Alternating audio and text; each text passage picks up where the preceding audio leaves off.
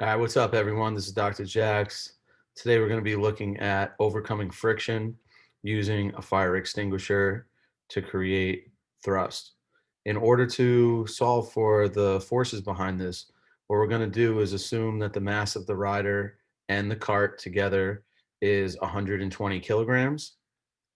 You're going to see on the floor there is a ruler in meters to measure distance, and at the top of the screen you will see the time measured in seconds.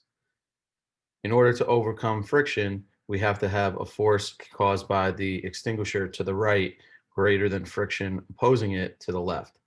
All right, based on the mass of the rider, you can figure out the force of friction. We're going to assume that the wheels are made out of rubber and the floor is made out of concrete. So you'll be able to calculate the force of friction using the coefficient of friction on your reference sheet. Once you see the rider moving, you can measure the change in distance and use the time to calculate the acceleration. Based on the acceleration of the rider, you'll be able to get, using the kinematics equations, you can then use that acceleration and use the net force equations to find the overall force created by the fire extinguisher. So let's take a look.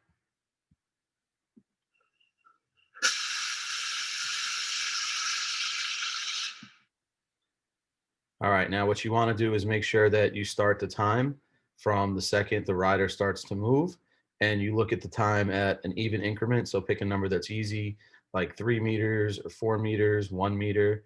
And the last assumption that we're going to make is that the acceleration that's taking place is uniform over the entire length of travel.